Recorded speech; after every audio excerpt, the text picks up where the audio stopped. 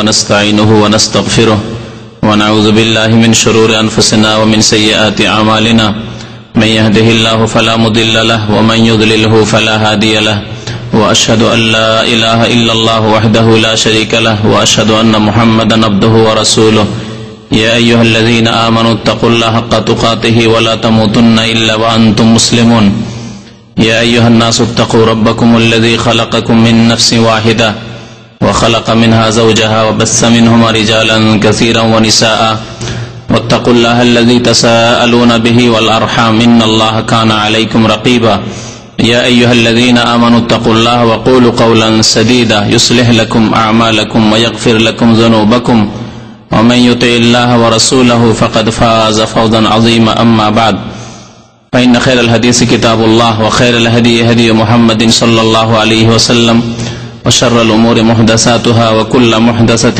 بدعة وكل بدعة ضلالة وكل ضلالة في النار أعوذ بالله من الشيطان الرجيم بسم الله الرحمن الرحيم وعاشروهن بالمعروف وإن كرهتموهن شيئا فعسى أن تكرهوا شيئا ويجعل الله فيه خيرا كثيرا মহান আল্লাহর সমস্ত প্রশংসা যে আল্লাহ পাক রব্বুল আলামিন মানুষকে সৃষ্টি করেছেন এবং তাদেরকে নারী পুরুষে ভাগ করেছেন।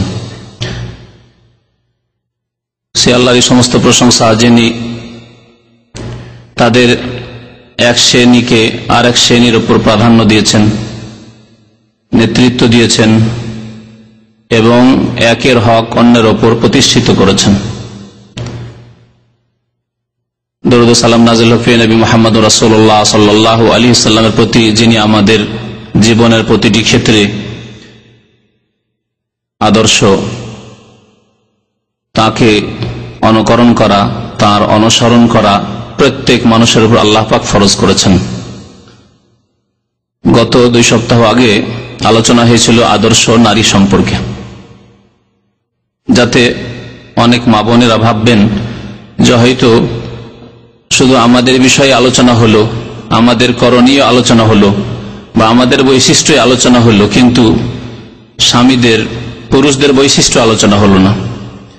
আবার অনেক ভাইরা রয়েছেন যারা ভাববেন যে হয়তো শুধু স্ত্রীদের ওপর আমাদের অধিকার আছে, যদিও অধিকার নিয়ে এ বিষয়ে আজকে আলোচনা নয়, বা স্ত্রীদের বৈশিষ্ট্য দেখতে হবে, কিন্তু আমাদের কিছু বৈশিষ্ট্য যে হওয়া উচিত একজন আদর্শ পুরুষ হওয়ার জন্য, আদর্শ স্বামী হওয়ার জন্য, সে সম্পর্কে হয়তো অনেকের গাফিলতি থাকতে পারে বা বেখেয়াল হতে পারেন অনেকে। সেই জন্য আজকে সেই দিকটি পুরা করার উদ্দেশ্যে আলোচনা করব আদর্শ স্বামী সম্পর্কে। আদর্শ স্বামী একজন কেমন করে আপনি হতে পারবেন। আল্লাহ পাক রব্বুল আলামিন কোরআনে কারীমের সূরা নিসার আয়াত নম্বর 19 ইরশাদ করেছেন। আয়াতের একটি অংশ আল্লাহ পাক ইরশাদ করেছেন, ওয়া আশিরুহুন্না বিল মারুফ, তোমরা স্ত্রীদের সাথে সৎভাবে জীবন যাপন করো বা সদাচরণ করো। ওয়া আশিরুহুন্না, তাদের সাথে জীবন যাপন করো, বিল মারুফ, সৎভাবে, যেমন সদাচরণ হওয়া উচিত। আল্লাহ পাক বিল মারুফ বলেছেন। এই মারুফের ব্যাখ্যা হবে আজকে যে কেমন আচরণ করলে আপনি তার সাথে মারুফ, সৎ ব্যবহার করতে পারবেন, সদ আচরণ করতে পারবেন এবং আপনিও শান্তিতে জীবন যাপন করবেন এবং আপনার যে জীবনের সাথী তিনিও শান্তিতে জীবন যাপন করবেন। কারণ এতে উভয়ের শান্তি রয়েছে। আল্লাহ পাকের দ্বীন জীবনের প্রতিটি ক্ষেত্রে প্রতিষ্ঠিত করলে, কায়েম করলে, তাতে যেমন পুরুষের শান্তি রয়েছে তেমন স্ত্রীর শান্তি রয়েছে, সবার শান্তি রয়েছে। ফাইন কারিহতুমুহুন্না, তারপর আল্লাহ বলছেন যদি তাদের কোনো কিছু খারাপ লাগে বা তাদের কাউকে তোমাদের খারাপ লাগে। ফাইন কারিহতুমুহুন্না শাইআ, স্ত্রীদের যদি আচার আচরণ খারাপ লাগে, কথাবার্তা খারাপ লাগে, কোন দিক ঘৃণা করো, পছন্দ হয় না। আছে বহু স্ত্রী আছে হয়তো বেশ কিছু দিক ভালো, কিন্তু কিছু দিকে ঘাটতি রয়েছে, ত্রুটি রয়েছে, হয়তো ভাষা খারাপ বা উগ্র মেজাজ বা দিনদারিতে ত্রুটি আছে কিছু, তবে এমন ত্রুটি নয় যেটি ইসলাম কুফরির ব্যাপার স্যাপার, শিরক কুফরি, নামাজ ত্যাগ এরকম নয়, বা একেবারে চরিত্রহীনতা এরকম নয়। কিছু ত্রুটি আছে ইবাদত বন্দেগীর ক্ষেত্রে, কিন্তু আখলাক চরিত্র ভালো। ইবাদত বন্দেগী খুব সুন্দর, কিন্তু চরিত্রের ক্ষেত্রে কিছু দিকে ত্রুটি রয়েছে, কথাবার্তায় বা খেদমতে, সেবায়, ছেলে মেয়েদের লালন পালনে, বিভিন্ন ক্ষেত্রে কারো কোনো ক্ষেত্রে ত্রুটি রয়েছে, কারো কোনো ক্ষেত্রে ত্রুটি রয়েছে, কারো কোনো ক্ষেত্রে ত্রুটি রয়েছে। আল্লাহ পাক রব্বুল আলামিন কোন ব্যক্তিকে পৃথিবীতে পূর্ণরূপে সমস্ত বৈশিষ্ট্য ভালো দিয়ে সৃষ্টি করেননি। প্রত্যেক মানুষের মধ্যে ঘাটতি রয়েছে, ত্রুটি রয়েছে, অভাব রয়েছে। একমাত্র পূর্ণতার অধিকারী আল্লাহ পাক রব্বুল আলামিন, আল কামাল লিল্লাহি সুবহানাহু ওয়া তাআলা। সমস্ত উত্তম গুণ, ভালো গুণ, পূর্ণ মাত্রায় একমাত্র আল্লাহ পাকের মধ্যে রয়েছে। তবে আল্লাহ পাক রাসূলুল্লাহ সাল্লাল্লাহু আলাইহি সাল্লামকে আমাদের আদর্শ স্বরূপ যেহেতু প্রেরণ করেছেন শেষ রাসূল করে, সুতরাং তিনি আমাদের জন্য উসওয়াতুন হাসানাহ, আল্লাহ কোরআনে ইরশাদ করেছেন, লাকাদ কানা লাকুম ফি রাসূলিল্লাহি উসওয়াতুন হাসানাহ। তাকে আল্লাহ পাক রব্বুল আলামিন পৃথিবীর যতগুলি ভালো গুণ প্রয়োজন মানুষের জন্য উত্তম আদর্শ হওয়ার জন্য, তা আল্লাহ পাক পূর্ণ মাত্রায় দিয়েছেন, তা আল্লাহর দান। এজন্য আমাদেরকে নবী করিম সাল্লাল্লাহু আলাইহি সাল্লামকে জীবনের প্রতিটি ক্ষেত্রে অনুসরণ করতে হবে, তার জীবন আদর্শ চর্চা করতে হবে। নামাজের ক্ষেত্রে আমরা অনেকে নামাজ পড়ি, আবার অনেকে পড়ি না। যারা নামাজ পড়ি তারাও কি প্রতিটি ক্ষেত্রে আমরা এই খেয়াল করি যে রাসূলুল্লাহ সাল্লাল্লাহু আলাইহি সাল্লাম এইভাবে নামাজ পড়েছেন কি? আপনি নিজেকে প্রশ্ন করুন, আপনি নিজেকে প্রশ্ন করুন, রাসূলুল্লাহ সাল্লাল্লাহু আলাইহি সাল্লাম এই আচরণ করেছেন কি যে আচরণ আমি আমার স্ত্রীর সাথে করেছি? আপনি একজন মহিলা হিসাবে চিন্তা করুন যে রাসূলুল্লাহ সাল্লাল্লাহু আলাইহি সাল্লাম যে আদর্শ স্বামী ছিলেন, তার সাথে খাদিজা রাদিয়াল্লাহু তাআলা, আয়েশা রাদিয়াল্লাহু তাআলা আনহা, উম্মাহাতুল মুমিনিন অন্যান্য, তারা কি আচরণ করেছেন যে আচরণ আমি আমার স্বামীর সাথে করছি? এই প্রশ্ন আমাদের প্রত্যেক মুসলিম নরনারীকে করতে হবে এবং এর জবাব নিতে হবে, তাহলে আমরা সংশোধন হতে পারবো। আর যদি খেয়াল খুশি চলতে থাকি, না আমি অনেক মহিলার চাইতে ভালো, আমি অনেক পুরুষের চাইতে ভালো, আমি অনেক স্বামীর চাইতে ভালো, তাহলে কখনো ভালো হওয়া যাবে না। আমাদের প্রতিটি ক্ষেত্রে রাসূলুল্লাহ সাল্লাল্লাহু আলাইহি ওয়াসাল্লামের আদর্শকে চর্চা করতে হবে, জানতে হবে, আদর্শ সম্পর্কে ইলম হাসিল করতে হবে এবং তার বাস্তবায়ন করতে হবে। আগ্রহ থাকতে হবে জানার যে আমি একজন স্বামী হয়েছি, বিবাহ করেছি অথবা বিবাহ করতে যাচ্ছি, তাহলে আমি আমার স্ত্রীর সাথে কেমন আচরণ করলে আদর্শ স্বামী হতে পারবো। ওই রকম স্বামী যদি হইতে পারি যেমন ছিলেন রাসূলুল্লাহ সাল্লাল্লাহু আলাইহি সাল্লাম, এক কথায় উত্তর। কিন্তু কেমন ছিলেন রাসূলুল্লাহ সাল্লাল্লাহু আলাইহি সাল্লাম, কেমন হতে বলেছেন আদর্শ স্বামীকে রাসূলুল্লাহ সাল্লাল্লাহু আলাইহি সাল্লাম, এটা জানতে হবে। এই ক্ষেত্রে পড়াশোনা করতে হবে, এই ক্ষেত্রে শুনতে হবে, পড়তে হবে, জানতে হবে এবং তার প্রতি আমল করতে হবে। ফাআসা আন তাকরাহু শাইআন, হতে পারে স্ত্রীর কোন আচরণ খারাপ লাগতে পারে, অপছন্দ হতে পারে, ওয়ায়াজআল আল্লাহু ফীহি খায়রান কাসীরা, তবে আল্লাহ পাক হতে পারে তাতে তোমার জন্য অফুরন্ত কল্যাণ রেখেছেন। এক দুটি খারাপ চরিত্র লাগছে, কথা কর্কশ ভাষা মাঝে মাঝে বলে, হঠাৎ করে রেগে যায়, কিন্তু অনেক ভালো গুণ রয়েছে, সুতরাং আল্লাহ পাক তোমার জন্য তাতে অফুরন্ত কল্যাণ হয়তো রেখেছেন, তুমি জানো না। তাহলে এই ক্ষেত্রে ধৈর্যের প্রয়োজন রয়েছে, সহ্যের প্রয়োজন রয়েছে, মেনে নেওয়ার প্রয়োজন রয়েছে, নম্রতার প্রয়োজন রয়েছে, এগুলি হচ্ছে ভালো গুণ। তো আদর্শ স্বামী কেমন করে হব এই সম্পর্কে কয়েকটি কথা বলবো। নবী করিম সাল্লাল্লাহু আলাইহি সাল্লামের খুব প্রসিদ্ধ হাদিস রয়েছে স্বামীর বৈশিষ্ট্য সম্পর্কে, যে স্বামী কেমন হবে। বর খোঁজ করতে যাচ্ছেন কোন মেয়ের জন্য, এই বর কেমন হবে?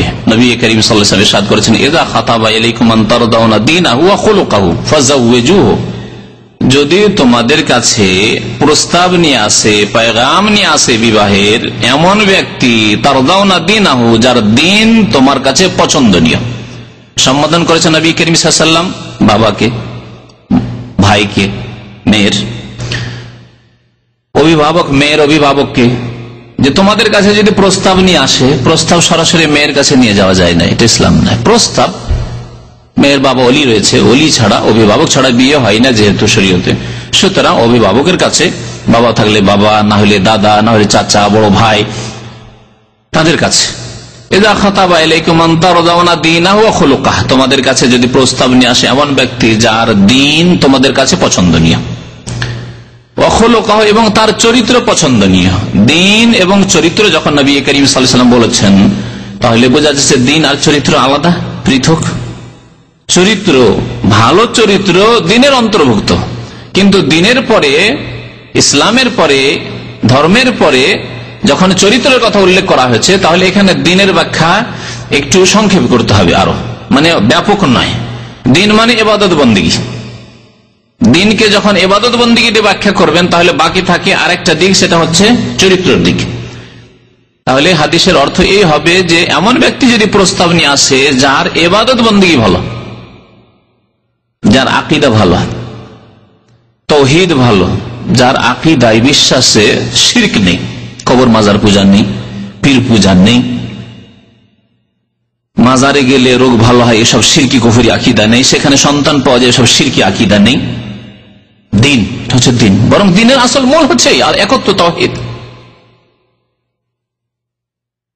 আল্লাহ পাক সবকিছুর মালিক, দাতা আল্লাহ, সুতরাং সমস্ত ইবাদত বন্দেগী আল্লাহ, সেজদা আল্লাহর জন্য, দোয়া আল্লাহর জন্য, বালা মুসিবত, বিপদ আপদ, সুখে দুঃখে উদ্ধারকারী একমাত্র আল্লাহ পাক রব্বুল আলামিন।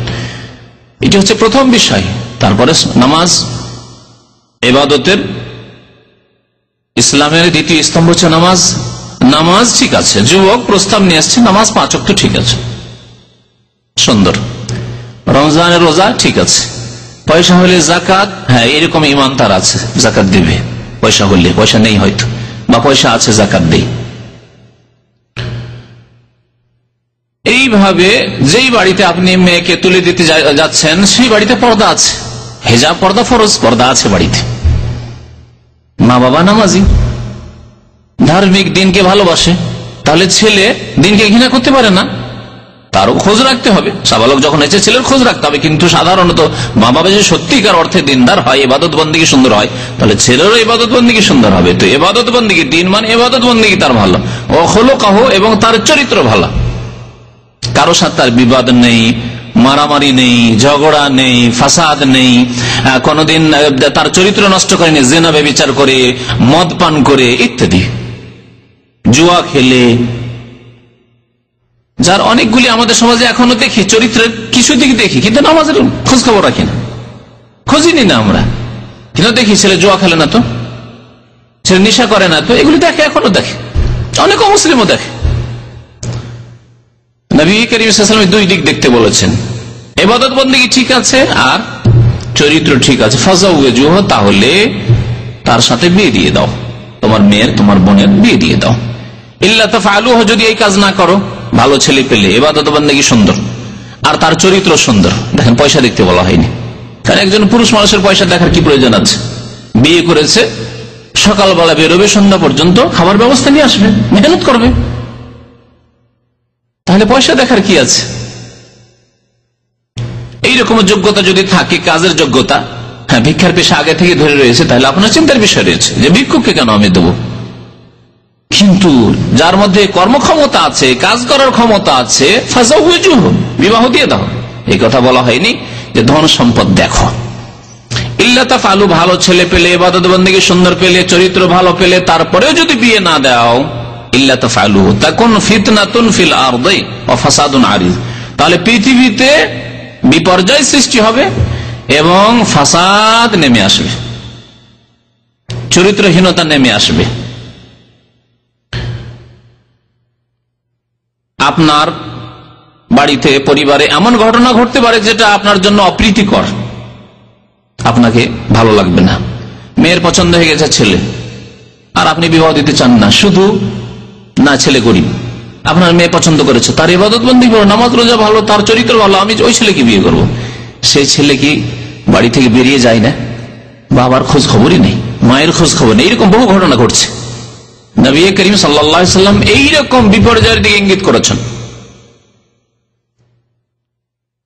বিপর্যয়ের আরো বেশ কিছু দিক রয়েছে, বিবাহ দিচ্ছেন না, এই ভালো ছেলে পাবো, আরো পয়সাওয়ালা ছেলে পাবো, আরো পয়সাওয়ালা ঘরে বিয়ে দেবো, এই করতে করতে মেয়ের বয়স যখন 22, 24, 25 হয়ে গেল, তখন 22, 25 হলে আমাদের সমাজের মেয়েদেরকে বলে 35, 10 বছর বেশি করে এমনি বলে।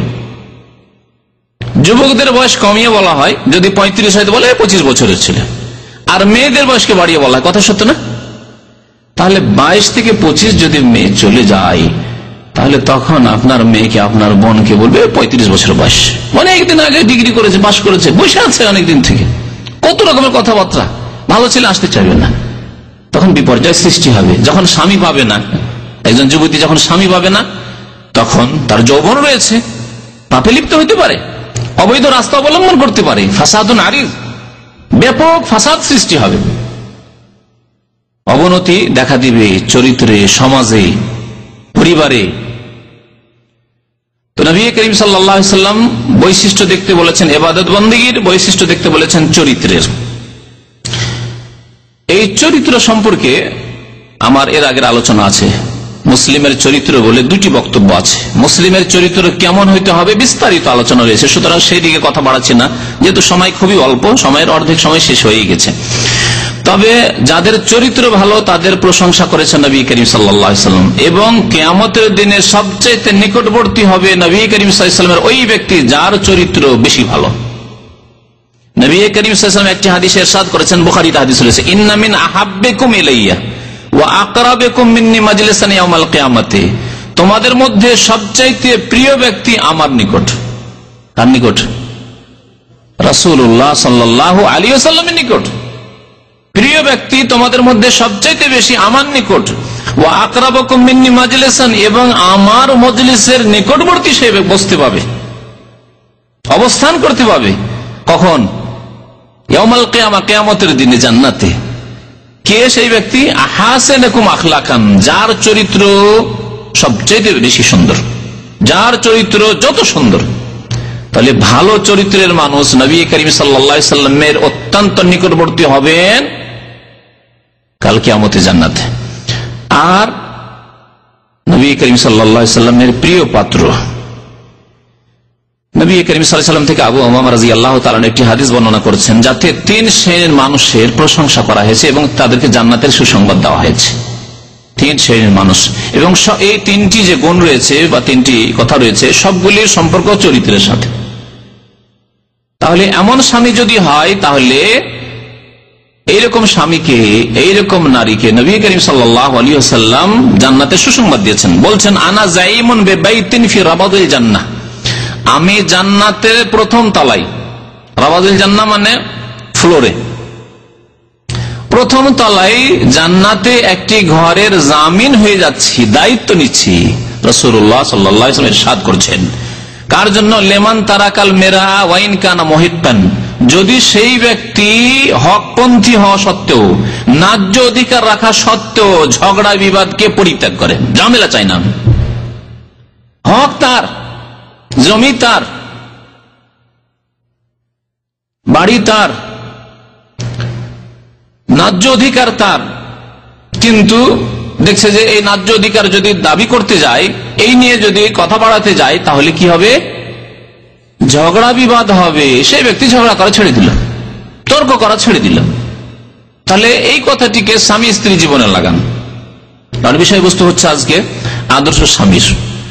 আপনি স্বামী হিসাবে দেখছেন, আমি ন্যায্য কথা বলেছি, আমি ন্যায্য কথায় আছি, আমি ঠিক পয়েন্টে আছি, আমার স্ত্রী ভুল কথা বলছে, ভুল যুক্তি পেশ করছে। আপনি বলছেন, আমার ছেলেকে আমি ইসলামিক প্রতিষ্ঠান দেব, আলেম তৈরি করব, হাফেজ আলেম তৈরি করব। তারপরে নেতৃত্ব আপনার। আল্লাহ বলছেন, কাওয়ামুন আলান নিসা, কে? আর রিজালু কাওয়ামুন আলান নিসা, পুরুষ হচ্ছে মহিলাদের উপর নেতা। সুতরাং নেতৃত্ব আপনার, ন্যায্য পথে আপনি আছেন, কিন্তু আপনার স্ত্রী ঝামেলা করছে যে কোনো ব্যাপার নিয়ে। এই ব্যাপার হোক, আপনার বাবা মায়ের ব্যাপার স্যাপার নিয়ে হোক, হক আপনার সাথে, সত্য আপনার সাথে, কিন্তু তারপরেও আপনি স্ত্রীর সাথে তর্কে জড়িত হতে গেলেন না, বেশি কথা বলতে গেলেন না, ছেড়ে দিলেন, আপনার ন্যায্য অধিকার ছেড়ে নিয়েছিলেন। তবে শর্ত হচ্ছে নাজায়েজ কাজ করতে হবে না, হারাম কাজ করে নয়, কিন্তু এই ক্ষেত্রে আপনার ন্যায্য অধিকার ছিল, সেই ক্ষেত্রে আপনার অধিকার আপনি নিজেই, ঠিক আছে তোমার কি মত শুনি, তোমারটাই নিলাম। এইভাবে যদি কেউ ঝগড়া করা ত্যাগ করে, বিবাদ করা ত্যাগ করে, যদিও সে হকপন্থী ন্যায্যপন্থী, তাহলে তার জন্য নবী করিম সাল্লাল্লাহু আলাইহি ওয়াসাল্লাম একটি স্পেশাল ঘরের, জান্নাত তো পাবেই সে, কিন্তু স্পেশাল ঘরের জামানত দিয়েছেন, দায়িত্ব নিয়েছেন জান্নাতের নিচের তলায়, প্রথম তলায়। ওয়াবে বাইতিন ফি ওয়াসাতিল জান্নাহ, আর জান্নাতের মধ্যখানে, প্রথমটিতে যেমন প্রথম তলায় তেমন এক কিনারা তো হয় একদিকে, কিন্তু এটি হচ্ছে জান্নাতের মধ্যখানে, মিডিলে, জান্নাতের মধ্যখানে একটি স্পেশাল ঘরের আমি জামানত দিচ্ছি। নবী করিম সাল্লাল্লাহু আলাইহি ওয়াসাল্লাম বলছেন, আমি জামিন হচ্ছি, দায়িত্বশীল হচ্ছি, লিমান তারাকাল কাযিবা ওয়া ইন কানা মাযিহান, যেই ব্যক্তি মিথ্যা কথা বলে না, যদিও ঠাট্টা রহস্য করে হোক, রহস্যের ছলেও মিথ্যা কথা বলে না, সেই ব্যক্তির জন্য স্পেশাল জান্নাতে একটি ঘরের আমি দায়িত্ব নিচ্ছি। রাসূলুল্লাহ সাল্লাল্লাহু আলাইহি ওয়াসাল্লাম বলছেন। আজকে অনেকেই ঠাট্টা রহস্য করে কি করে, মিথ্যা কথা বলে। মিথ্যা কথা বললো 5 মিনিট, 10 মিনিট, আধা ঘন্টা, 1 ঘন্টা, একদিন মিথ্যা কথা বলে থাকলেও পরের দিন বলছে, 1 ঘন্টা পরে বলছে না না না আপনার সাথে রহস্য করছেন, আসলে কিছুই না, মিথ্যা। স্বামী স্ত্রী জীবনে যদি এইরকম হয়, রহস্যর ছলেও যদি মিথ্যা কথা বলা আপত্তিকর হয়, তাহলে রহস্যের ছলে না, যদি আপনি অন্য কোনো ক্ষেত্রে মিথ্যা কথা বলেন, আপনার স্ত্রীকে মিথ্যা কথা বলছেন, আপনি মিশামিশি ওয়াদা করছেন আর ওয়াদা পুরা করছেন না, তাহলে কি হবে? জান্নাতের ঘর থেকে মাহরুম হবেন না, বঞ্চিত হবেন না? তাহলে ঠাট্টা রহস্য করে হলেও মিথ্যা কথা বলতে হবে না, তাহলে জান্নাতে স্পেশাল ঘর পাওয়া যায়। অবিবাহিতেন ফি আলাল জান্নাতে লিমান হাসানা খুলুকাহু, আর জান্নাতের উচ্চ স্তরে, জান্নাতের ওপর ভাগে একটি স্পেশাল ঘরের আমি দায়িত্ব নিচ্ছি ওই ব্যক্তির জন্য যেই ব্যক্তি উত্তম চরিত্রের অধিকারী। তাহলে আপনি যদি একজন স্বামী হিসাবে আদর্শ স্বামী হন, স্ত্রীর সাথে ভালো আচার আচরণ করেন, যদি সৎ ব্যবহার করেন, তাহলে আল্লাহ পাক আপনার জন্য জান্নাতের উচ্চ স্তরে স্পেশাল ঘর রেখেছেন, যার জামানত দিয়েছেন নবী করিম সাল্লাল্লাহু আলাইহি ওয়াসাল্লাম। জান্নাতের সর্বোচ্চ স্তর হচ্ছে ফিরদৌস। নবী করিম সাল্লাল্লাহু আলাইহি ওয়াসাল্লাম জান্নাতুল ফিরদৌস চাইতেন এবং সাহাবায়ে কেরামকে আমাদেরকে বলেছেন, তোমরা যখন আল্লাহর কাছে জান্নাত চাইবে তখন বলে আল্লাহুম্মা ইন্নী আসআলুকাল জান্নাতাল ফিরদৌস ফাইন্নাহু আওসাতুল জান্নাতি ওয়া আ'লাহা, এই জান্নাতের মধ্যস্থান এবং উচ্চ স্থান, তোমরা জান্নাতুল ফিরদৌস চাইবে। চরিত্রের ক্ষেত্রে আর যেগুলি চরিত্রের ফজিলত সম্পর্কে হাদিস রয়েছে সেগুলি আর উল্লেখ না করে স্বামীর চরিত্র সম্পর্কে কিছু খারাপ চরিত্রের কথা উল্লেখ করি।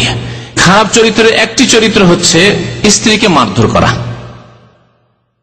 খারাপ চরিত্র, নোংরা চরিত্র। এটি আল্লাহ পাক কোরআনে অনুমতি দিয়েছেন, আদেশ দেননি।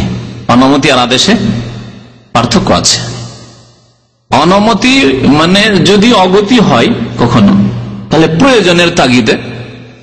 দেখছেন যে এমন স্ত্রীর স্বভাব এমন যে কথাতেও ভালো হবে না, প্রলোভন দিয়েও হবে না, ভীতি প্রদর্শন করেও হবে না, তো একটু মার দিলে মারকে ভয় করে, এরকম হতে পারে। এক এক রোগের এক এক রকম চিকিৎসা রয়েছে, ওষুধ রয়েছে। তো এমনও কোন মহিলার হতে পারে যে এর ওষুধে লাঠিকে ভয় করে, বাকি আর কিছু ভয় করে না। তোমার খরচ দেবো না, ভয় করে না। টেলিফোন করবো না, ভয় করে না। শুইবো না, তোমার ঘরে যাবো না, ভয় করে না। ও মাসকে মাস একাই থাকতে পারে, এমন চরিত্রের মহিলা আছে।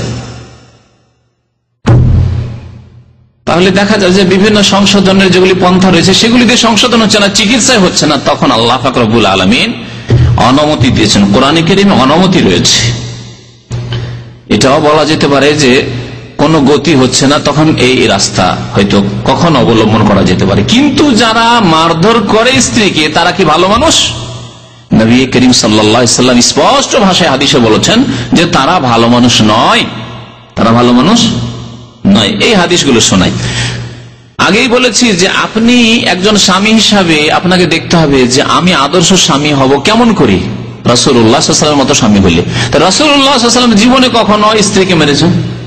স্ত্রীকে দূরের কথা, কোন দাস দাসীকে মেরেছেন? চাকর নগরকে মেরেছেন? দেখুন এই সম্পর্কে হাদিস শোনাই। মা আয়েশা রাদিয়াল্লাহু তাআলা আনহা বর্ণনা করেছেন, হাদিসটি সহিহ মুসলিমে রয়েছে, আবু দাউদে রয়েছে। বলছে, মা দারাবা রাসূলুল্লাহ সাল্লাল্লাহু আলাইহি ওয়াসাল্লাম শাইআন কাত্তু, আল্লাহ রাসূল সাল্লাল্লাহু আলাইহি ওয়াসাল্লাম কোন ব্যক্তিকে জীবনেও মারেননি, কোন ব্যক্তিকে জীবনে মারেননি। তারপরে বলছেন বিয়াদিহি, নিজের হাতে মারেননি। তবে ইসলামী দণ্ডবিধান কায়েম করার জন্য হুকুম দিয়েছেন, জিনার শাস্তির জন্য হুকুম দেননি, আদেশ দেন। ইসলামী দণ্ডবিধান ব্যক্তি স্বার্থে নাই, ব্যক্তির স্বার্থে না, আল্লাহর দিন কায়েম করার জন্য, আল্লাহর দিন প্রতিষ্ঠিত করার জন্য, আল্লাহর দিনের বাস্তবায়নের জন্য।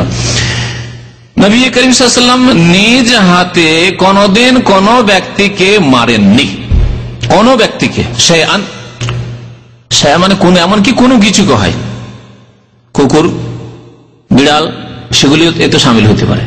তারপরে মা আয়েশা বলছেন, ওয়ালা ইমরাতান ওয়ালা খাদেমান, কোন স্ত্রীকে মারেননি। এমন নয় যে বেশি প্রিয় স্ত্রী আয়েশা তাকে মারেননি, কিন্তু আর কাউকে, হাফসাকে মেরেছেন না, কোন কাউকে মারেননি। নবী করিম সাল্লাল্লাহু আলাইহি ওয়াসাল্লামের একসাথে 9 স্ত্রী ছিল এবং আরো 2 স্ত্রী, 11 স্ত্রী ছিল। আরো কিছু বর্ণনা রয়েছে যে তারও বেশি ছিল। তো যাই হোক, নবী করিম সাল্লাল্লাহু আলাইহি ওয়াসাল্লাম জীবনে কোন স্ত্রীকে মারেন, ওয়ালা ইমরাতান ওয়ালা খাদেমান, কোন দাস দাসীকেও জীবনে মারেননি। চিন্তা করুন, আমাদের দেশে কত লোক আছে যারা চাকর নকরকে মারধর করে, অকথ্য ভাষা বলে।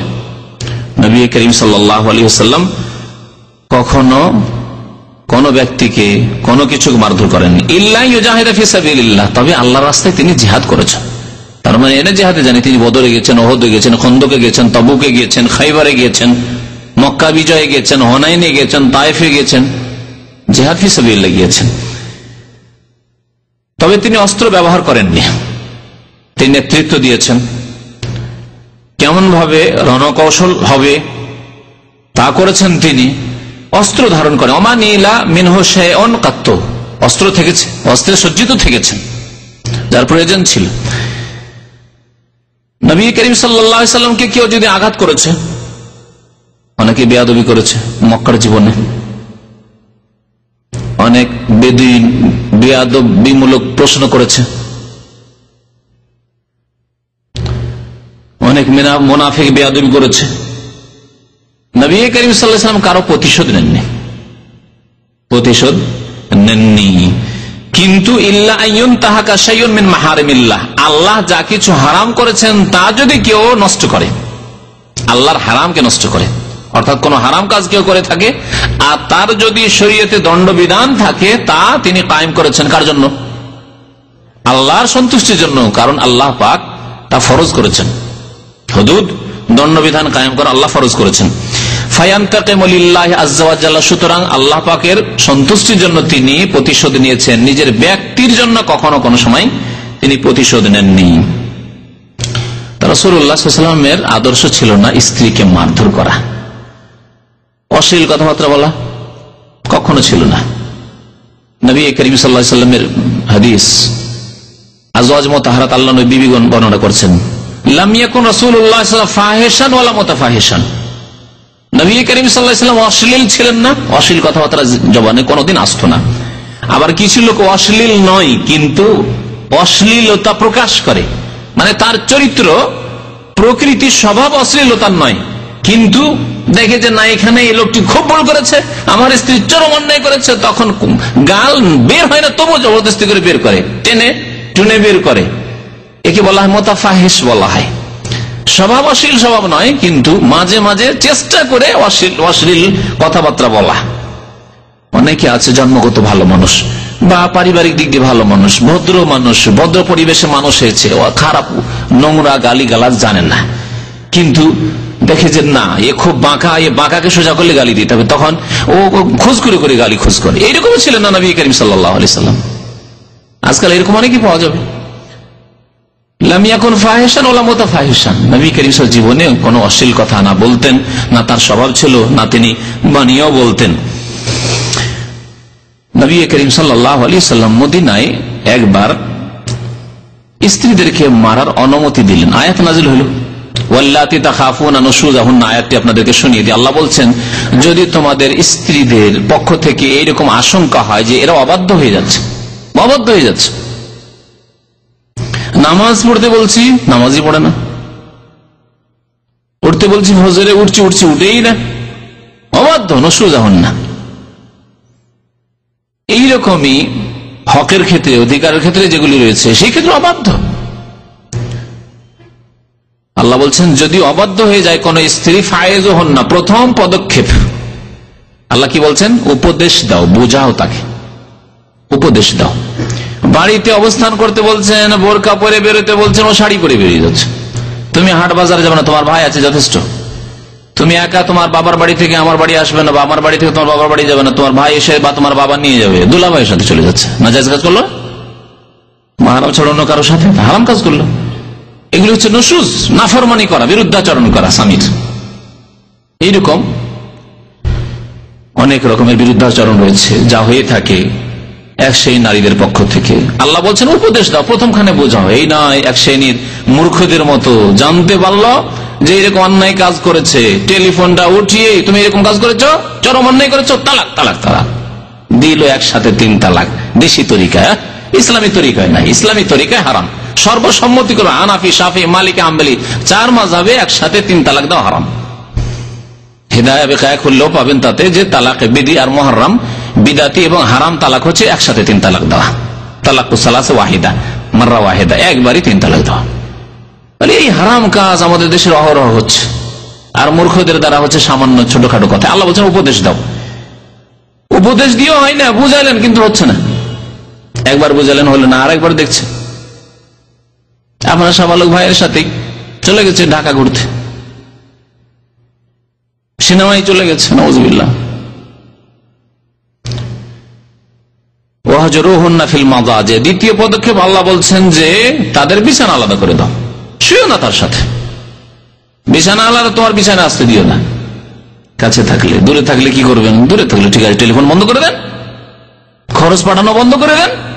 যে তুমি অবাধ্য, তখন তোমার জন্য খরচ নেই আমার পক্ষ থেকে, আমার টেলিফোনের পয়সা নেই তোমার জন্য, ব্যাস।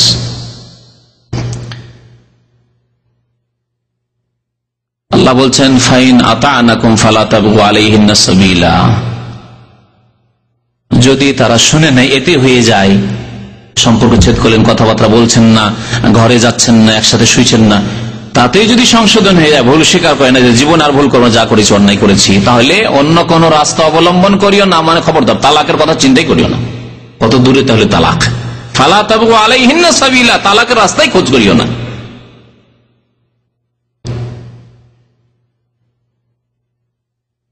আল্লাহ পাক রব্বুল আলামিন তৃতীয় পদক্ষেপ বলছেন যে মার দাও। যদি সম্পর্ক ছেদ করে হইল না, টেলিফোন বন্ধ করে হইল না, তাহলে মার দেওয়ার অনুমতি আল্লাহ দিয়েছেন, আদেশ দেননি। আদেশ যদি হইতো তো রাসূলুল্লাহ সাল্লাল্লাহু আলাইহি ওয়াসাল্লাম স্ত্রীকে মারতেন, কখনো মারেননি। তো নবী করিম সাল্লাল্লাহু আলাইহি ওয়াসাল্লাম যখন অনুমতি দিলেন, তখন বেশ কিছু সাহাবাই কেরাম, তাদের জামানায় স্ত্রী বাঁকা ছিল, অনেকের স্ত্রী বাঁকা ছিল, তো তারা মার দিলেন। যেহেতু আল্লাহ নবীর অনুমতি পেয়ে গেছি, মার দিলেন। নবী সাল্লাল্লাহু আলাইহি ওয়াসাল্লাম বললেন কালা রাসূলুল্লাহ তাযরিবু ইমা আল্লাহ, প্রথম বলেছিল খবরদার আল্লাহর দাসীদেরকে, আল্লাহর বান্দীদেরকে তোমরা মারধর করিও না। এটাই ছিল নবী সাল্লাল্লাহু আলাইহি ওয়াসাল্লাম আদেশ, মারিও না স্ত্রীদেরকে। এই খবর পেয়ে স্ত্রীরা বেড়ে গেল যে আল্লাহ নবীর হুকুম হয়েছে যে মার তো দেওয়া যাবে না, মার দিবে না। তখন স্ত্রী আর স্বামীকে এতরাজ করে, স্বামীর সাথে ঝগড়া করে, তর্ক করে, বাড়াবাড়ি করে। তখন ফাজা ওমর ইলা রাসূলিল্লাহ সাল্লাল্লাহু আলাইহি ওয়াসাল্লাম, ওমর রাদিয়াল্লাহু তাআলা আল্লাহ রাসূল সাল্লাল্লাহু আলাইহি ওয়াসাল্লামকে বললেন, রাগী মানুষ এবং হক্কানি মানুষ, হকের উপর তিনি শক্ত খুব। ইয়া রাসূলুল্লাহ, আপনি কি করলেন? আপনি বলে দিলেন আমাদেরকে যে স্ত্রীদেরকে মারা যাবে না, স্ত্রীদেরকে মারি না, সব বাঁকা হয়ে গেছে, বাঁকা হয়ে গেছে সব। ওদের এতরাজের শেষ নেই, আর ওদের তর্ক বিতর্কের শেষ নেই, আর বেয়াদবির শেষ নেই। কি করতে হবে? বলছেন জায়রনা নিসা আলা আজওয়াজিহিন্না, স্বামীদের সামনে তাদের সাহস বেড়ে গেছে। নবী সাল্লাল্লাহু আলাইহি ওয়াসাল্লামের কথা শুনে তাদের সাহস বেড়ে গেছে যে মারতে তো পারছে না স্বামীরা, কারণ আল্লাহর নবী নিষেধ করেছেন সাল্লাল্লাহু আলাইহি ওয়াসাল্লাম, রাহমাতুল লিল আলামিন, বিশ্বজাহানের রহমত, নিষেধ করেছেন। ফারাখাসা ফি দারবিহিন্না, তখন নবী সাল্লাল্লাহু আলাইহি ওয়াসাল্লাম অনুমতি দিলেন, ছাড় দিলেন, মারতে পারো। যখন এইরকমই হচ্ছে, বেড়ে গেছে, তারা তো মার দিতে পারো। মার দেওয়ার হুকুম হয়েছে। আর স্বামীও তো আর একরকম না, যেমন মহিলারাও একরকম না, তো স্বামীও একরকম না। এই যে স্বামীরা রাগী স্বামী ছিল আর যাদের স্ত্রী দেখছে একটু বেশিরভাগ মারতে শুরু করেছে, ভালোই মার দিয়েছে, অন্যায় করে ফেলেছেন অনেক সাহাবায়ে কেরাম রাদিয়াল্লাহু আনহুম। সুবহানাল্লাহ, সন্ধ্যা হয়েছে, নবী সাল্লাল্লাহু আলাইহি ওয়াসাল্লামের বাড়ি সেই মহিলারা অভিযোগ নিয়ে চলে এসেছে। সন্ধ্যাবেলা ভিড় লেগে গেছে নবী করিম সাল্লাল্লাহু আলাইহি ওয়াসাল্লামের বাড়ি মদিনার মহিলাদের। নিসাউন কাসীর, বহু মহিলা, একজন দুইজন না, অনেক মহিলাদের ভিড় ভাড় লেগে গেছে নবী সাল্লাল্লাহু আলাইহি ওয়াসাল্লামের বাড়িতে। ইয়াশকুনা আজওয়াজাহুন্না, স্বামীর বিরুদ্ধে অভিযোগ, কমপ্লেন নিয়ে, ইয়া রাসূলুল্লাহ আমার স্বামী মেরেছে, আমার স্বামী এরকম অন্যায় করেছে, অন্যায় করেছে, অন্যায় করেছে। ফাকালা রাসূলুল্লাহ সাল্লাল্লাহু আলাইহি ওয়াসাল্লাম, নবী সাল্লাল্লাহু আলাইহি ওয়াসাল্লাম কি বললেন? খুতবা দিলেন, বক্তব্য করলেন। সাহাবায়ে কেরামরা জমা হয়েছে মসজিদে নববীতে। লাকাদ তাফা বিআলি মুহাম্মদ নিসাউন কাসীর, আজকে মুহাম্মদ সাল্লাল্লাহু আলাইহি ওয়াসাল্লামের পরিবারের কাছে অর্থাৎ বাড়িতে অনেক মহিলারা এসেছিল মদিনার বিভিন্ন দিক থেকে, আর তারা এসে ইয়াশকুনা আজওয়াজাহুন্না, স্বামীর বিরুদ্ধে অভিযোগ এনেছে। শুনে রেখো, লাইসা উলাইকা বিখিয়ারিকুম, যারা স্ত্রীকে মারধর করেছে তারা তোমাদের মধ্যে ভালো মানুষ নয়। তাহলে সাহাবায়ে কেরামদেরকে যদি নবী সাল্লাল্লাহু আলাইহি কথা বলেন যে যেই সব সাহাবী স্ত্রীকে মেরেছে তারা ভালো মানুষ নয়, তা আজকের জামানায় সাধারণ মুসলমান যারা, তারা যদি স্ত্রীকে মারধর করে তাহলে তারা কি ভালো মানুষ? লাইসু বিখিয়ারিকুম, তারা ভালো মানুষ নয়। তাহলে যারা স্ত্রীকে মারে তারা ভালো মানুষ নয়। হাদিস আবু দাউদের, ইবনে মাজার হাদিস। এমনকি নবী করিম সাল্লাল্লাহু আলাইহি ওয়াসাল্লাম যাদের স্ত্রী মারার স্বভাব আছে তাদেরকে মেয়ে দিতে নিষেধ করেছেন। শুনবেন এই মাসলা।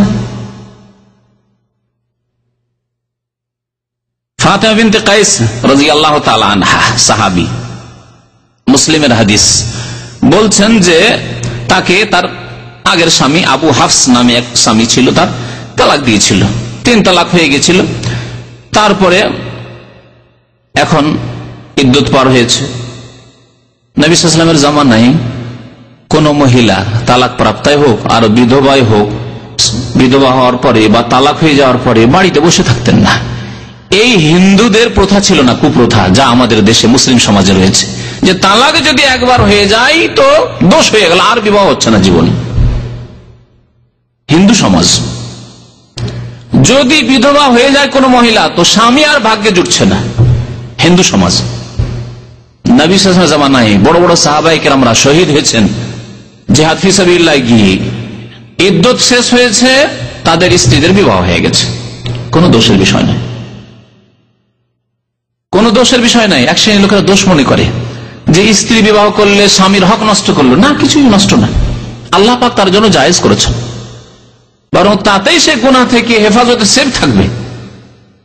আর যদি বিবাহ না হয় তো হতে পারে যে তার দ্বারা গুনাহ হতে পারে, অথবা তার দ্বারা গুনাহ যদি নাও হয়, সে যদি বাঁচার চেষ্টা করে, অনেক দুষ্ট লম্পট আছে তারা অসৎ উদ্দেশ্য রাখতে পারে, যা অনেক সমাজে ঘটছে। সুতরাং বিবাহ হয়ে গেলে নিরাপদ হয়ে গেল অন্তত এই ফিতনা থেকে, পাপের। তো নবী করিম সাল্লাল্লাহু আলাইহি ওয়াসাল্লামের কাছে ওই মহিলা ফাতিমা বিনতে কাইস রাদিয়াল্লাহু তাআলা আনহা ইদ্যত থেকে হালাল হয়ে, অর্থাৎ ইদ্যত শেষ হওয়ার পরে এসে বললেন, যাকারাতাল্লাহু আন্না মুআবিয়া বিন আবি সুফিয়ান ওয়া আবা জাহমিন খাতাবানি ইয়া রাসূলুল্লাহ, আল্লাহ রাসূল সাল্লাল্লাহু আলাইহি ওয়াসাল্লাম, মুআবিয়া আবু সুফিয়ানের ছেলে মুআবিয়া, পরে যিনি খলিফাতুল মুসলিমিন হয়েছিলেন, এই মুআবিয়া আমাকে পয়গাম দিয়েছে। নবী সাল্লাল্লাহু আলাইহি ওয়াসাল্লামের কে শালা হাফসা রাদিয়াল্লাহু তাআলা আনহার ভাই, আবু সুফিয়ানের ছেলে রাদিয়াল্লাহু আনহু পয়গাম দিয়েছে। আর আমাকে আরেক যুবক পয়গাম দিয়েছে, আবু জাহাম ওর নাম। ফাকালা রাসূলুল্লাহ সাল্লাল্লাহু আলাইহি ওয়াসাল্লাম, আল্লাহ রাসূল বললেন, আম্মা আবু জাহমিন, আবু জাহমের কথা শোনো, ফালা ইয়াদাউ আসাহু আন আতিকিহি, সেই ব্যক্তি নিজের কাঁধ থেকে নিচে জীবনেও লাঠি রাখে না। মানে কি? সব সময় তার হাতে লাঠি, লাঠি ছাড়া কথা না। আমাদের দেশের ভাষায়, আরবি ভাষায় বলে লা ইয়াদাউ আসাহু আন আতিকিহি, কাঁধ থেকে লাঠি রাখে না, এটা শাব্দিক অর্থ। আর আমাদের দেশে বলে লোকটির লাঠি ছাড়া কোনো কথা নেই, মানে মুখে বুঝানো নেই, উপদেশ দেওয়া নেই, আর কোন যুক্তি নেই, লাঠি, সবকিছুতে লাঠি, সব কথাতে লাঠি, লাঠি ছাড়া আর কোনো কথা নেই। এ হচ্ছে আবু জাহাম নবী করিম সাল্লাল্লাহু আলাইহি ওয়াসাল্লাম এটাকে দোষ তুলে ধরলেন, সুতরাং আবু জাহমকে বিয়ে করিও না। তাহলে যেই যুবকের, যেই ব্যক্তির চরিত্রে এই স্ত্রী মারার স্বভাব রয়েছে, নবী করিম সাল্লাল্লাহু আলাইহি ওয়াসাল্লাম তাকে মেয়ে দিতে নিষেধ করেছেন, বোন দিতে নিষেধ করেছেন। কেমন করে চিনবেন, কেমন করে জানবেন? মেয়ের বিয়ে দিচ্ছেন, বোনের বিয়ে দিচ্ছেন, কেমন করে বুঝবেন যে এই ছেলেটা স্ত্রী মারবে? বিশেষ করে যদি প্রথম বিবাহ হয়, আবু জাহমের এর পূর্বে হয়তো বিয়ে হয়েছিল, তাই নবী করিম সাল্লাল্লাহু আলাইহি ওয়াসাল্লাম শুনতে পেয়েছিলেন যে আবু জাহম সম্পর্কে কমপ্লেন, অভিযোগ আছে যে স্ত্রীকে মারে। দেখি আপনাদের কাছ থেকে শুনে যে আপনাদের কি মতামত। কেমন করে বুঝতে পারবেন যে এই যুবক স্ত্রীকে মারতে পারে?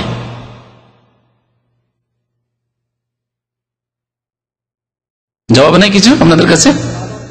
হ্যাঁ, বাবা শুধু আর মাকে দেখবে না, মাও যদি বেশি মেজাজি হয়। অনেক মা আছে স্বামীকে মারতে চলে যাবে, স্বামীকে যে ধমক দিতে যাচ্ছে, তাহলে তার ছেলে কি সম্ভাবনা আছে যে তার মাই যদি এরকম জবরদস্ত হয়, স্বামীকে ধমক দিতে যায়, তাহলে ছেলে সম্ভাবনা আছে? তাহলে একটু দেখে শুনে এইরকম পরিবারে মেয়ে দেওয়ার ক্ষেত্রে, বোন দেওয়ার ক্ষেত্রে একটু সাবধানে, সতর্ক। বাবার মারা অভ্যাস আছে, ছোট থেকে দেখেছে মারতে, মারতে শিখেছে। দাদাকে, চাচাকে দেখেছে, বংশের লোকেরা মারে, ও মারতে দেখেছে, ও তাই শিখেছে হয়তো। সুতরাং এটা হচ্ছে দেখার বিষয়। তারপরে ছেলেটার চরিত্র উগ্র মেজাজ, খুব রাগী, রেগে গেলে আর রাগ ঠান্ডা হতে চায় না, তাহলে সম্ভাবনা বেশি আছে যে এই রাগ ঝাড়বে লাঠি দিয়েছে।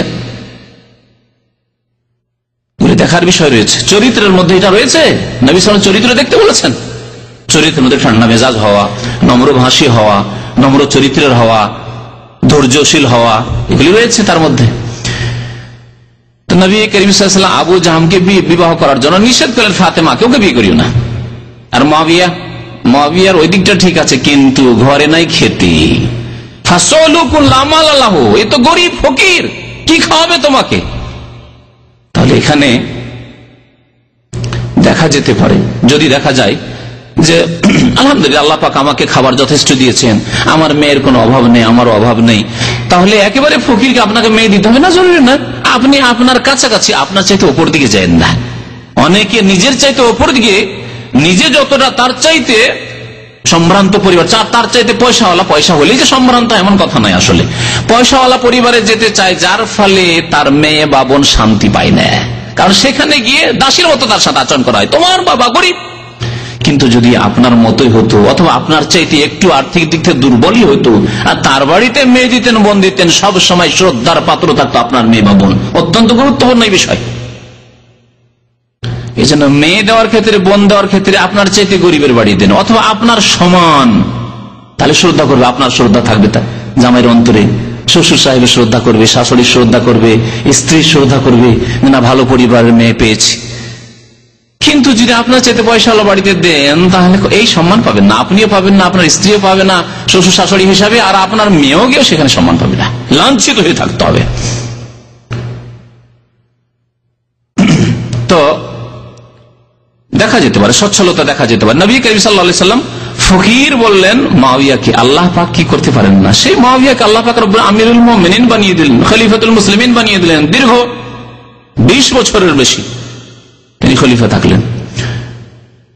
সুতরাং আমরা অনেকে যে রিজিকের জন্য পেরেশান, পেটের জন্য পেরেশান, পয়সা নেই, সুতরাং ছেলে নেব না বেশি, একটি বা দুইটি যথেষ্ট। আপনি রিজিক নিজের হাতে নিয়েছেন, সুতরাং আল্লাহ পাক বরকত দেবেন না। এই ফকির মুআবিয়া আমিরুল মুমিনিন হয়ে যাচ্ছেন।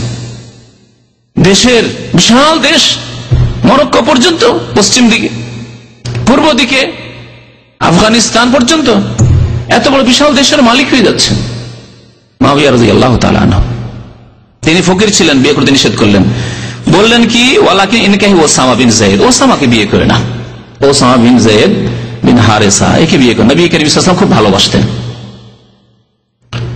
ওসামা দেখতে খুব কালো ছিল, বলছেন তাই ফাতেমা রাদিয়াল্লাহু তাআলা আনহা, ফাতেমা বিনতে কায়েস বলছেন, ফাকারিহতু, আমি অপছন্দ করছিলাম, বিয়ে করতে চাইছিলাম না। তাহলে মেয়েদের রুচির বিষয় রয়েছে। আপনার মেয়ে থাকলে, আপনার বোন থাকলে এই স্বাধীনতা অবশ্যই দেবেন আপনি। রং কালো না সাদা, বেটে না লম্বা, দেখতে সুন্দর না বানর, কেমন দেখতে, সে সৃষ্টিগত হোক না কেন, কিন্তু তার স্বাধীনতা রয়েছে। এই স্বাধীনতাকে খর্ব করবেন না, নষ্ট করবেন না। পরামর্শ দিতে হবে মেয়েদের বিবাহের ক্ষেত্রে, যাতে করে আগামী জীবন সুখী হয়। বিয়ে দিয়ে দিলেন চাপ সৃষ্টি করে, পয়সা দেখে, ধন দেখে, অথবা চাকরি দেখে, আর কুৎসিত, দেখতে ভালো না, বেটে বা দুর্বল স্বাস্থ্যের দিক দিয়ে আপনার মেয়ে পছন্দ হলো না। ওর বাড়ি কি দেখবে, পাকা বাড়ি কি দেখবে, আর পয়সা টাকা চাকরি কি দেখবে, টান দিয়ে চলে আসলো আবার বাড়ি। অথবা সে হারাম কাজ করা শুরু করলো, স্বামী পছন্দ হচ্ছে না, তখন একটা ভালো কোন শয়তান যুবকের সাথে অবৈধ সম্পর্ক হয়ে গেল। এরকম বহু ঘটনাই ঘটছে। সুতরাং মেয়েদের কাছে, বোনদের কাছে পরামর্শ নিতে হবে বিয়ে দেওয়ার সময়, যে এইরকম যুবক আমরা চয়েস করেছি বা পছন্দ করতে যাচ্ছি, তোমার মতামত কি? মত নিতে হবে, এই কথা বলা হয়েছে। নবী কারীম সাল্লাল্লাহু আলাইহি ওয়াসাল্লাম বলেছেন। প্রথম দিকে অপছন্দ করলেন, কিন্তু নবী সাল্লাল্লাহু আলাইহি ওয়াসাল্লাম বললেন, ইনকাহি ওসামা, ভালো হবে, বিয়ে করে নাও তুমি, শুধু দেখতে কালা, বাকি সমস্ত গুণ তার সুন্দর ছিল। বলছেন ফানাকাহতু, আল্লাহ নবী সাল্লাল্লাহু আলাইহি ওয়াসাল্লামের কথা শুনে আমি বিয়ে করেই ফেললাম। ফাতেমা বলছেন ফাজআলাল্লাহু ফীহি খায়রান, আল্লাহ পাক তাতে আমার জন্য বড়ই মঙ্গল করলেন, বড়ই মঙ্গল করলেন, ভালো স্বামী আমি পেলাম। ওয়াক্তবিত্ত, এবং অনেকে ঈর্ষা করত, হিংসার মতো, যে এত সুন্দর স্বামী পেয়ে নিল রে, এত সুন্দর স্বামী ফাতেমা বিনতে কায়েস পেয়ে গেল, ঈর্ষা করত যে এইরকম স্বামী যদি আমরা পেতাম। তো নবী করিম সাল্লাল্লাহু আলাইহি ওয়াসাল্লামের আদেশ পালন করলে দুনিয়ায় বরকত রয়েছে, আর দিনেও বরকত রয়েছে, ইহকালেও বরকত রয়েছে, আর পরকালেও বরকত রয়েছে। নবী করিম সাল্লাল্লাহু আলাইহি ওয়াসাল্লাম গালি গালাজ করা, অকথ্য ভাষা বলাকে ফাসেকি বলেছে। সুতরাং স্ত্রীকে গালি দেওয়া কত বড় ফাসেকি! তাহলে এই ক্ষেত্রে অনেকে খেয়াল করি না, না গ্রামের লোকে গালি দেবো না, কারণ ও তো গালি দিলে খবর আছে, গালি দেবো বা মার দিবে। বাইরে যদি আপনি অন্য কোনো অপরিচিত ব্যক্তিকে যদি কোনো কারণে গালি দেন, তাহলে মার খেতে হইতে পারে, আপনি ক্ষতিগ্রস্ত হতে পারেন। কিন্তু স্ত্রীর ক্ষেত্রে তো আপনি নিশ্চিন্তে, যে একে গালি দিলে মিসকিন কিছুই করতে পারবে না, অসহায় বেচারি, কি আমার করে নেবে, যাবে বাবার বাড়ি যাবে, আমার কি হবে? এই জন্যই অকথ্য ভাষা, গালিগালাজ না, কখনো না। নবী করিম সাল্লাল্লাহু আলাইহি ওয়াসাল্লাম বলছেন সেবাবুল মুসলিমে ফুসুকুন, মুসলিমকে গালি দেওয়া হচ্ছে, অকথ্য ভাষা বলা হচ্ছে ফাসেকি কাজ। তাহলে এখন আসুন, যেই স্বামী স্ত্রীকে গালি দেয় সে কি ফাসেক নয়? আল্লাহ আমাদের হেফাজত করেন, আল্লাহ পাক আমাদেরকে সংশোধন করার তৌফিক দান করেন, আল্লাহ পাক আমাদের সবাইকে হিদায়াত দান করেন, বুঝার তৌফিক দান করেন, আমলের তৌফিক দান করেন। ওয়া কিতালুহু কুফরুন, আর মারামারি করা, মুসলিমের সাথে মারামারি করা হচ্ছে কুফরি কাজ, আল্লাহর নাশুকরি, ছোট কুফরি, যদিও ইসলাম থেকে বহিষ্কৃত হবে না, কিন্তু কাবিরা গুনাহ। গালি দেওয়া, লড়াই ঝগড়া করা, এগুলি হচ্ছে বিবাদ করা, এগুলি হচ্ছে ফাসেকি কাজ, আর লড়াই করা হচ্ছে কুফরি কাজ। বুখারী শরীফের হাদিস। সুতরাং আদর্শ স্বামীর চরিত্র এই হবে না যে আদর্শ স্বামী কখনো স্ত্রীকে গালি দেবে না, স্ত্রীর সাথে মারামারি করবে না, ঝগড়া করবে না। নবী করিম সাল্লাল্লাহু আলাইহি ওয়াসাল্লাম প্রতিবেশী সম্পর্কে বলেছেন ওয়াল্লাহি লা ইউমিন, আল্লাহর কসম করে বলছি মুমিন হতে পারবে না, মুমিন হতে পারবে না, মুমিন হতে পারবে না, 3 বার করে বলেছেন নবী করিম সাল্লাল্লাহু আলাইহি ওয়াসাল্লাম। মুত্তাফাক আলাইহি, বুখারী মুসলিমের হাদিস। সাহাবারা জিজ্ঞাসা, ইয়া রাসূলুল্লাহ, কে সে যে মুমিন হতে পারবে না? বললেন রাসূলুল্লাহ সাল্লাল্লাহু আলাইহি ওয়াসাল্লাম, আল্লাযী লা ইয়ামানু জারুহু বাওয়াইকাহু, যার প্রতিবেশী তার অনিষ্ট থেকে নিরাপদ নয়। প্রতিবেশী অনিষ্ট থেকে নিরাপদ নয়, সে মুমিন হতে পারবে না। তাহলে জীবন সঙ্গিনী স্ত্রী যদি আপনার অনিষ্ট থেকে নিরাপদ না থাকে, সব সময় ভয় লেগে থাকে, কখন যে কি মুড মেজাজ নিয়ে আসে, আর কি যে মার দেয় না, কি অকথ্য ভাষা বলে, পেরেশান আছে, কিভাবে চললে একে খুশি করতে পারবো, কেমন হয়ে চললে রাজি থাকবে, এই নিয়ে পেরেশান রাত দিন। ঘুমালেও শান্তি আসে না, ঘুম আসে না, শান্তি আসে না, ঘরে থাকলেও শান্তি আসে না, স্বামী বাইরে গেছে তাও শান্তি নেই, আসলে যে কি মেজাজ নিয়ে আসবে, বাইরে গেলেও শান্তি নেই। না, মুমিন ওই ব্যক্তি নয় যেই ব্যক্তির প্রতিবেশী তার অনিষ্ট থেকে, বিপদ থেকে, ক্ষতি থেকে নিরাপদ নয়। তাহলে স্ত্রীকে নিরাপদ রাখতে হবে, যাতে আপনার কাছে আরাম পায়, শান্তি পায়, নিশ্চিন্তে সে বসবাস করে, কোনো চিন্তা নেই তার, এই পেরেশানি নেই যে হায় যদি আমার বাবার বাড়ি যেতে পেতাম, ওখানে আরামে থাকতাম, ভালো থাকতাম, এমনটা যাতে না হয়। যদি কোনো স্ত্রী এই আকাঙ্ক্ষা করে যে বাবার বাড়ি আমাকে ভালো লাগে, বিবাহ হয়ে যাওয়ার পরে বাবা মায়ের সাথে ভালো লাগে, ভাই বোনের সাথে ভালো লাগে, তাহলে আপনি আদর্শ স্বামী নন, নিশ্চয় আপনি আদর্শ স্বামী নন। যে স্ত্রী বলবে যে না আমাকে ভালো লাগে না তোমার কাছে, আমাকে যেতে দাও, আমার বাবার বাড়ি 10 দিনের জন্য যেতে দাও, তাহলে সে ভালো স্ত্রী নয়, না আপনি ভালো স্বামী নন। কেন সে যেতে চাইবে? আপনার চরিত্র তাকে মুগ্ধ করবে। নবী করিম সাল্লাল্লাহু আলাইহি ওয়াসাল্লাম মুনাফিকি লক্ষণ বলেছেন কয়েকটি। একটি হাদিসে 4টি মুনাফিকি লক্ষণ রয়েছে। এই লক্ষণগুলি যদি স্বামী স্ত্রী জীবনে পাওয়া যায়, স্বামী স্ত্রীর সাথে যদি এরকম করেন, তাহলে আপনার মধ্যে মুনাফিকি লক্ষণ রয়েছে, আপনি মুনাফিক হয়ে যাবেন। বলছেন নবী আরবাউন মান কুন্না ফিহি, 4টি খারাপ চরিত্র রয়েছে, যদি কারো মধ্যে থাকে তাহলে সেই ব্যক্তি কানা মুনাফিকান খালেসান, সে নিখুঁত নির্ভেজাল খাঁটি মুনাফিক। খাঁটি মুনাফিক 4টি খারাপ চরিত্র কি? আর তার মধ্যে যদি একটি থাকে তাহলে একটি মুনাফিকি চরিত্র থাকলো। যতক্ষণ এই খারাপ চরিত্রগুলি ত্যাগ না করবে, এদা উতমেনা খানা, যদি আমানত দেওয়া হয় তাহলে খেয়ানত করে, আমানত দেওয়া হয় তো খেয়ানত করে। এখানে দাম্পত্য জীবনে এই কথাটিকে ফিট করি। এই যে মেয়েটিকে তুলে দিচ্ছে মেয়ের বাবা, বোনকে তুলে দিচ্ছে ভাইরা, আমানত নয় কি? 16 বছর 18 বছর 20 বছর মানুষ করলো, কত টাকা পয়সা খরচ করে, কত আদর স্নেহ করে, আর কত যত্ন করলো, কত পয়সা খরচ করলো, কত রকমের চিকিৎসা করলো, কত খরচ করেছে চিন্তা করুন তো একটা মেয়ের পিছনে। তারপরে আপনার ঘরে আমানত তুলে দিল, আপনি খেয়ানত করলেন। যৌতুকের জন্য মারধর, মানসিক টর্চার, মানসিক নির্যাতন। অনেকে দৈহিক নির্যাতন করে না, মারধর করে না, কারণ মারধর করলে অসুবিধা আছে আজকাল, বিশেষ করে বাংলাদেশে মারধর করলে অসুবিধা আছে। মানসিক অশান্তি সৃষ্টি করে, মানসিক নির্যাতন, আঘাতমূলক কথা, আক্রমণমূলক কথা, কষ্ট দেওয়া কথা বা চাপ সৃষ্টি করা, যাও তুমি নিয়ে এসো, এই নিয়ে এসো, সেই নিয়ে এসো। আমানতে খেয়ানত, আমানতে খেয়ানত। আমানতে খেয়ানতের অন্তর্ভুক্ত হারাম কাজ করতে বাধ্য করা। দুলাভাই এসছে, যাও তাকে খাবার দিয়ে এসো। আমার ছোট বোনের জামাই এসছে, স্বামী এসছে, তাকে খাবার দিয়ে এসো। আমানত খেয়ানত। আমানত আপনাকে দেওয়া হয়েছে, তার দেহ আপনার জন্য, তার চেহারা আপনার জন্য, আপনি পাঠিয়ে দিলেন আপনার দুলাভাইয়ের খেদমত করার জন্য। আপনার ছোট ভাইয়েরা 25 বছর 30 বছর 35 বছর বয়স আছে, আমার ছোট ভাইদের খাওয়াবে না? খাওয়াই এসো, বসে বসে খাও। আমানত খেয়ানত। হাদিসটা শুধু তর্জমা পড়ে রেখে দিলে হবে না, বাস্তব জীবনে এই খেয়ানতগুলি আমাদের হচ্ছে, বাধ্য করছি অনেক সময় আমরা। আপনার মা,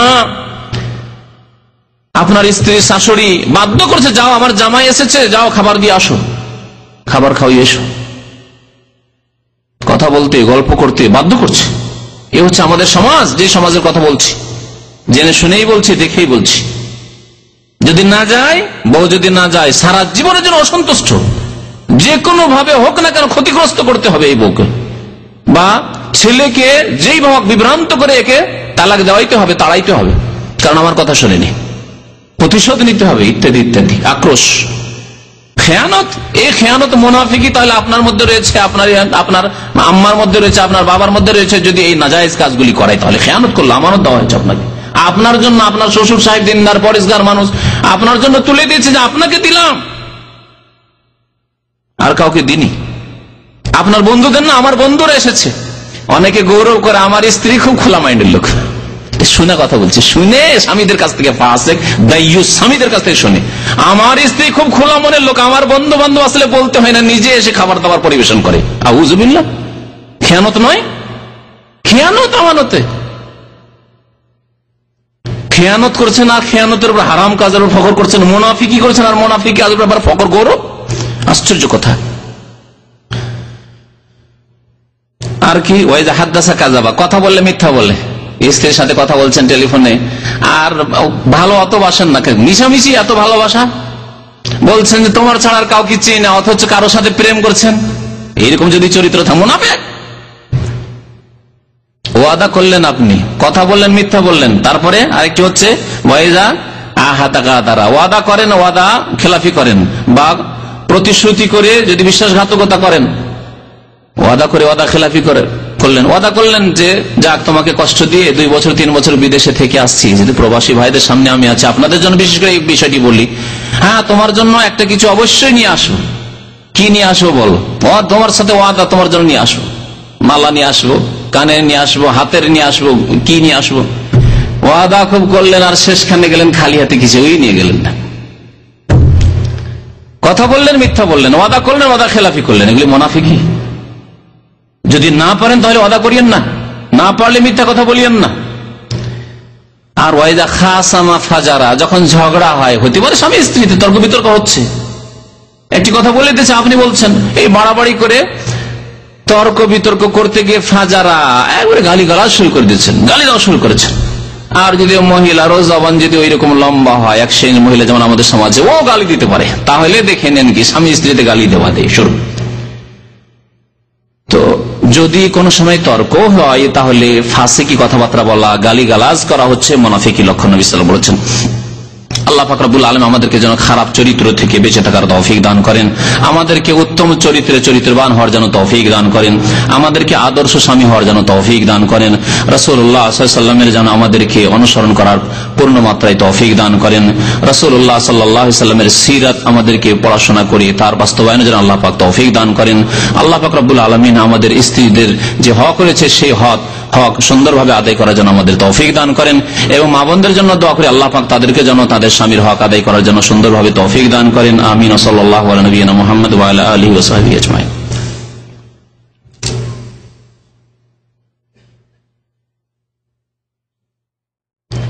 এক ভাই লিখেছেন যে গত শনিবারে আমার আব্বা ইন্তেকাল করেছেন, তো আমার আব্বার জন্য দোয়া করবেন, আল্লাহ পাক যেন তাকে জান্নাতবাসী করেন, তার গুনাহ খাতা মাফ করে দেন, আল্লাহ পাক যেন কবর জীবনকে সুখী করেন, কবরের আযাবকে যেন দূর করে দেন, আল্লাহ পাক রব্বুল আলামিন যেন আত্মীয় স্বজন যারা রয়েছে শোকে তাদের যেন আল্লাহ ধৈর্য ধারণে তৌফিক দান করেন, তাদেরকে যেন উত্তম প্রতিদান দান করেন। আমিন।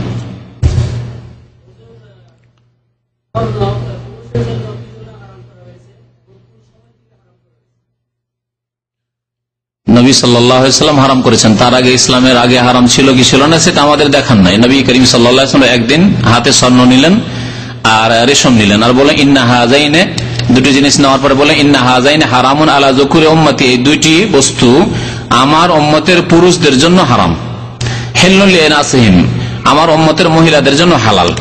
নবী করিম সাল্লাল্লাহু আলাইহি ওয়াসাল্লাম যা হালাল করেছেন হারাম করেছেন, এই ক্ষেত্রে আপনাকে যুক্তি পেশ করতে হবে, এই দায়িত্ব নিয়ে আসেননি তিনি। আল্লাহ পাকের দিন আল্লাহ নাযিল করেছেন, আর প্রত্যেকটি ক্ষেত্রে আমি কেন হারাম করলাম, তোমাদের জন্য কেন জায়েজ করলাম, কেন জোহর 4 করলাম, ফজর কেন 2 করলাম, যুক্তি দিয়ে বুঝাইতে হবে, এই দায়িত্ব আল্লাহ নেননি। আর এই সওয়াল, এই প্রশ্ন করার ইখতিয়ার কোন বান্দার নেই, নবীর কোন উম্মতের নেই সাল্লাল্লাহু আলাইহি ওয়াসাল্লাম।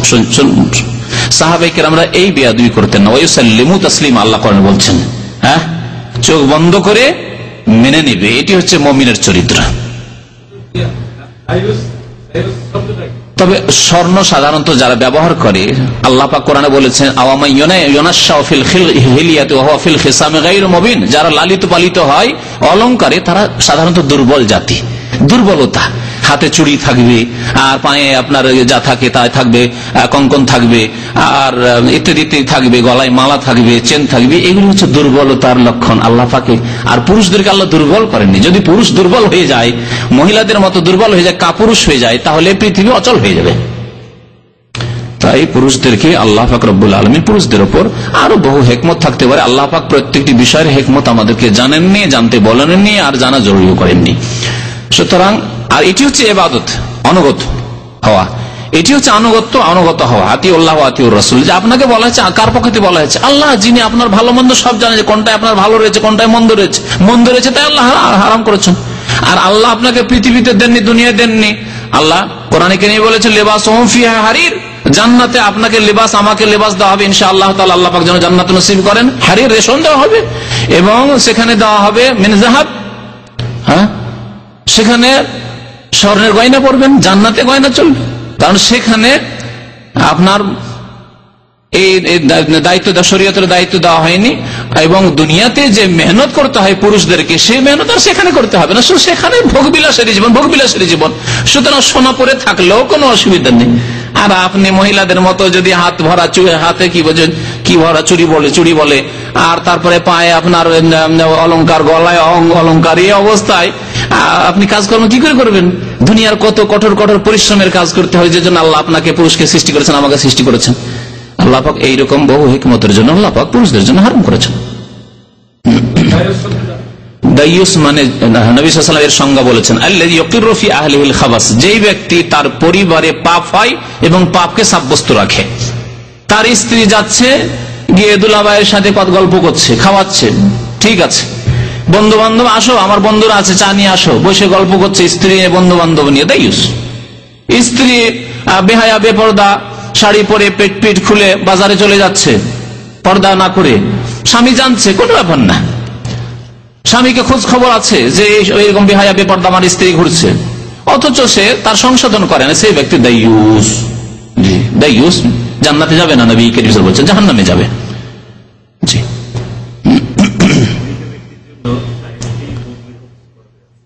মৃত ব্যক্তির জন্য যে কোনো মানুষ বদলি হজ করতে পারে, যে হজ করেন না। এটি হচ্ছে সহিহ। নবী সাল্লাল্লাহু আলাইহি ওয়াসাল্লাম শুভ্রমা পক্ষ থেকে যখন এক সাহাবী লাব্বাইক বলছিলেন, তখন জিজ্ঞাসা করলেন যে কি ব্যাপার শুভ্রমা? কে বলছে আমার এক আত্মীয়, তার পক্ষ থেকে আমি হজ করছি। তো বলেন তুমি নিজের হজ করেছো? বলছেন না। নবী সাল্লাল্লাহু আলাইহি ওয়াসাল্লাম বললেন আগে তোমার হজ করো, হুজ্জা আন নাফসিকা, নিজের হজ করো, সুম্মা হুজ্জা আন শুভ্রমা, তারপরে শুভ্রমার পক্ষ থেকে হজ করো। তাহলে নিজের ফরজ হজ আদায় করতে হবে, এটি হচ্ছে সহিহ মাসলা। এবং অধিকাংশ আইম্মায়ে কেরাম এই ফতোয়াই দিয়েছেন এই হাদিসের আলোকে। যে ইমাম হয়তো জায়েজ করেছেন, যেমন বাংলাদেশে এক শ্রেণীর মুফতিরা ফতোয়া দিয়ে নিয়ে আসছে, মৌলভী সাহেব হুজুর হজ করেনি আর ওই পয়সাওয়ালাদের পয়সা নিয়ে বদল হজ করতে চলে আসছে। এই মযহাবের ফতোয়ার ভিত্তিতে কিন্তু হতে পারে এই হাদিস তার কাছে পৌঁছেনি, ইমাম সাহেবের কাছে পৌঁছেনি, সুতরাং এটি হাদিস বিরোধী মাসলা, এই কাজ করবেন নাকি? জি,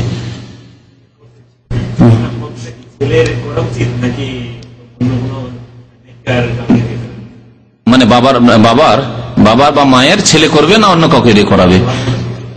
বাবা ছেলে যদি নামাজি হয় যথেষ্ট, নামাজি, কাবিরা গুনাহ করে না, ভুল ভ্রান্তি তো প্রত্যেকের ছোটখাটো হচ্ছে, কিন্তু কাবিরা গুনাহ, জেনা করে না, মদ খাই না, আর নামাজ রোজা হজ যাকাত ঠিক আছে। বেনামাজির নামাজ হজ কবুল হবে না, বেনামাজিকে দিকে বদল হজ করিয়ে লাভ নেই। বিশেষ করে নামাজের বিষয়টি, বেনামাজির ইবাদত বন্দেগী নষ্ট হয়ে যায়, সুতরাং বেনামাজির দিকে বদল হজ করার লাভ নেই। যদি ছেলে বেনামাজি হয় তো কখনো তাকে দিয়ে করাবে না, বাসে করবে না। জি,